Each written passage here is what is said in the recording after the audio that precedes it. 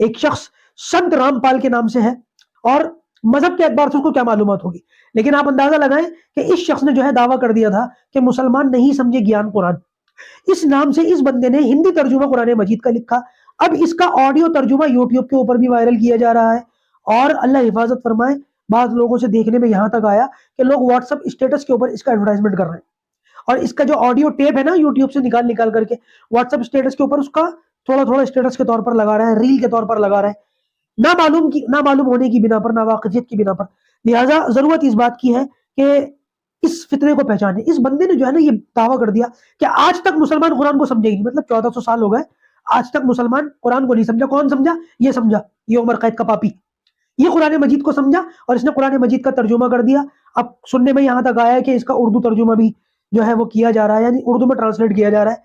फिलहाल तो ये उर्दू के अलावा हिंदी के अंदर मौजूद है और यूट्यूब के ऊपर भी इसका तर्जुमा किया जा रहा है। सतगुरुदेव की जय। जय श्री आदिराम अल्लाह कबीर। ये जो किताब सतगुरु रामपाल जी महाराज जी ने लिखी है, मुसलमान नहीं समझे ज्ञान कुरान, सभी मुसलमान भाइयों को पढ़ना चाहिए। ये बहुत ही अनमोल किताब है। ये बाखबर संत रामपाल जी महाराज जी द्वारा लिखी गई है। इस किताब के अंदर कंप्लीट इल्म है। ब्रह्मांड में दो ताकतें हैं, एक नकारात्मक शक्ति, एक सकारात्मक शक्ति। नकारात्मक शक्ति जो है वो शैतान है और जो सकारात्मक शक्ति है वो अल्लाह है, परमात्मा है। जो कुरान शरीफ का ज्ञान दे रहे हैं वो शैतान दे रहे हैं। आपकी भाषा में ही साबित करके दिखा देंगे। मैंने कहा ओम कौन है?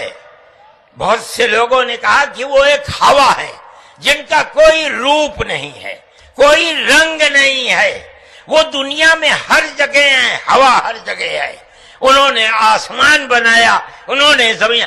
मैंने कहा कि अरे बाबा, इन्हीं को तो हम अल्लाह कहते हैं, इन्हीं को तो तुम ईश्वर कहते हो, इसी को तो हम अल्लाह कहते हैं।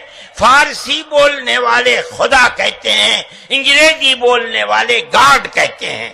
इसका मतलब यह है कि मनु एक अल्लाह, मनु यानी आदम, एक ओम यानी एक अल्लाह को पूजते थे।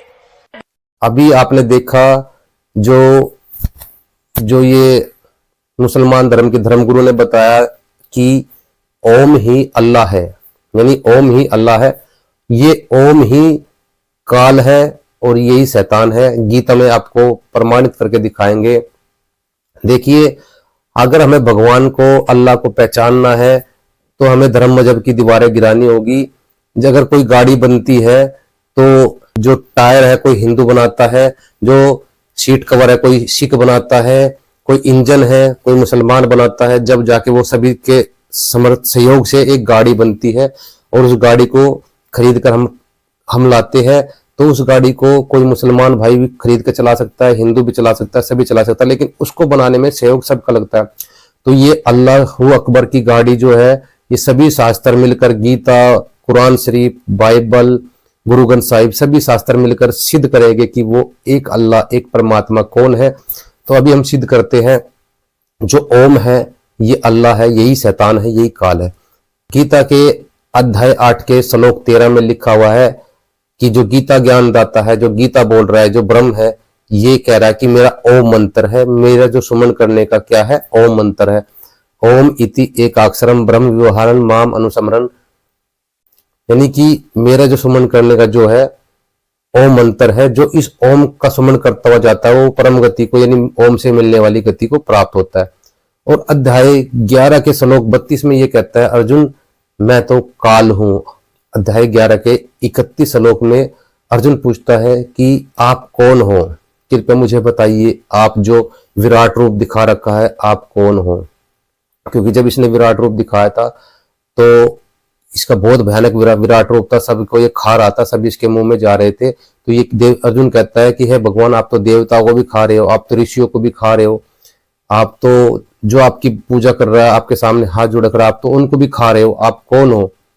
तो ये कहता है अध्याय 11 के 32 श्लोक में गीता ज्ञानदाता ये ओम कहता है कि अर्जुन मैं शैतान हूं या मैं काल हूं और सबको मारने के लिए प्रकट हुआ हूं। यानी शैतान का काम, काल का काम होता है मारने का, तो ये मारने की बात कर रहा है, मारने के लिए प्रकट हुआ हूं।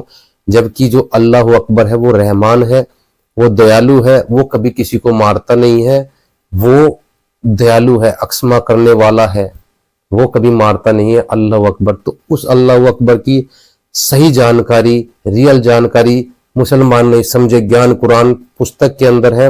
इसको हर मुसलमान भाई को पढ़ना चाहिए ताकि आप अल्लाह अकबर की, अल्लाह कबीर की भक्ति इबादत कर सको सही, और रियल जन्नत जो है सतलोक अमरलोक वहां पर जा सको। और जो है ये जो शैतान है, काल है, गीता और कुरान शरीफ के अंदर जो है दो तरह का ज्ञान है। जैसे दूध होता है, दूध के अंदर पानी भी होता है, पानी भी होता है, ठीक है। इसी तरह गीता जो है और कुरान शरीफ है, इनके अंदर जो शैतान का ज्ञान है वो है पानी, जो अल्लाह का ज्ञान है यानी परमात्मा ज्ञान है वो है दूध। तो संत रामपाल जी महाराज जी ने जो मुसलमान नहीं समझे ज्ञान कुरान पुस्तक के अंदर दूध और पानी को अलग अलग कर दिया है, यानी दूध और पानी को अलग अलग कर दिया। जैसे एक हंस होता है, हंस के अंदर एक क्वालिटी होती है, उसके सामने दूध के अंदर पानी मिला के रख दो तो दूध पी जाता है और पानी को छोड़ देता है, ठीक। तो ठीक इसी तरह सतगुरु रामपाल जी महाराज जी ने दूध और पानी को अलग अलग कर दिया है इस ब्रह्मांड में। जैसे आप देख रहे हो, दिन भी है, दिन के साथ रात भी है, यानी प्रकाश है, प्रकाश के साथ अंधेरा भी है, यानी सकारात्मक शक्ति के साथ साथ साथ नकारात्मक शक्ति भी है, सच के साथ झूठ भी है, और सुख के साथ दुख भी है, खुशी के साथ शोक भी है। ठीक इसी प्रकार अल्लाह परमात्मा के साथ में, इधर साथ में जो है ऑपोजिट में काल भी है, शैतान भी है। तो आप इबादत नहीं कर सकते जब तक दूध और पानी अलग अलग नहीं, आप अलग अलग नहीं आपको पता लगेगा तो आप सही निर्णय डिसीजन नहीं ले सकते। तो सतगुरु रामपाल जी महाराज जी ने इस किताब के अंदर दूध और पानी को अलग कर दिया है। तो सतगुरु रामपाल जी महाराज जी ने जो मुसलमान नहीं समझे ज्ञान कुरान, इस पुस्तक को हर मुसलमान भाई को, क्या हिंदू मुस्लिम सिख ईसाई सभी को पढ़नी चाहिए। ये पुस्तक बहुत ही अनमोल पुस्तक है, जिंदा मौजूदा है। 1400 साल से ये कुरान मजीद इसी तरीके से चला आ रहा है और कयामत तक अल्लाह ताला इसको ऐसे ही बाकी रखेगा। लेकिन अफसोस की बात है कि जहां एक तरफ कुरान मजीद के अरबों हाफिज मौजूद है, वहीं दूसरी तरफ अल्लाह हिफाजत फरमाए हमारी अवाम नास का ये हाल है कि कितने ही लोग 50-50 60 साल की जिंदगी हो जाती है, कुरान मजीद को कभी उठा करके नहीं देखते, कभी तौफीक नहीं होती। हाँ, वो सुबह से शाम तक मोबाइल जरूर चला लेते, 8-8 घंटे 10-10 घंटे काम भी करते हैं, भट्टी के आगे बैठ जाएंगे, तंदूर के आगे बैठ जाएंगे, लेकिन कुरान मजीद को 10 मिनट देखने की उनको तौफीक नहीं होती। ये हमारे लिए इंतहाई अफसोस का मकाम है। दोस्तों, इन्हीं चीजों का फायदा उठाकर बाज मरतबा बातिल ताकतें जो है ना, वो कुरान मजीद पर कभी कभी एतराज करना शुरू कर देती है। बाज मरतबा दोस्तों, इस्लाम धर्म के लोगों को अपने धर्म ग्रंथों का ज्ञान नहीं है। वहां की जो गांव की जो आवाम है, गांव के जो लोग हैं, अगर उनमें से आप 10 लोगों को पकड़ोगे और उनसे पूछोगे कि आपकी जो अजान होती है इसका मतलब क्या होता है, जैसे अल्लाहु अकबर अल्लाह, मोहम्मद रसूल अल्लाह, इसका अर्थ भी 10 में से शायद 2 ही मुसलमान भाई बता पाएंगे, 8 नहीं बता पाएंगे। क्योंकि मुसलमान धर्म के जो लोग हैं अपने काम धंधे में लगे रहते हैं, उनको अपने किताबों के इल्म से कोई लेना देना नहीं है। वो केवल इन मुल्ला काजी जो है हाफिज होते हैं, इनके ऊपर डिपेंड रहते हैं, वो इनके ऊपर डिपेंड रहते हैं। और जबकि इनकी जो ये अजान होती है अल्लाहु अकबर अल्लाह, मोहम्मद रसूल अल्लाह, इसका ट्रांसलेट होता है अल्लाह जो है वो अकबर यानी कबीर है। कबीर को का बिगड़ा हुआ अर्थ अकबर बना दिया इन्होंने। तो इसका अर्थ होता है, हजरत मोहम्मद जी कह रहे हैं जो कबीर है वो अल्लाह है और मैं उस अल्लाह का रसूल हूं, इसका ट्रांसलेट ये है। और जो मुल्ला काजी है वो ट्रांसलेट करते अल्लाह बड़ा है और मोहम्मद अल्लाह के रसूल है। जबकि ये कोई कहने वाली बात ही नहीं होती, अल्लाह तो बड़ा है ही, इसमें तो कोई कहने वाली बात थोड़ी ना है। अब कोई बच्चा चिल्लाता हुआ फिरे कि भाई मैं तो छोटा हूं और मेरा बाप बड़ा है, मैं छोटा हूं मेरा बाप बड़ा है। हे मंदबुद्धि इंसान, इसमें चिल्लाने की कौन सी बात है। तेरा बाप तो जिसने तुझे पैदा किया है वो तो बड़ा ही होगा और तेरे छोटा थोड़ी होगा। तो जिसने सारी सृष्टि बनाई, सारी दुनिया बनाई, जिसने सारा जहान बनाया, धरती आसमान को बनाया, तो वो बड़ा ही होगा भाई और छोटा होगा।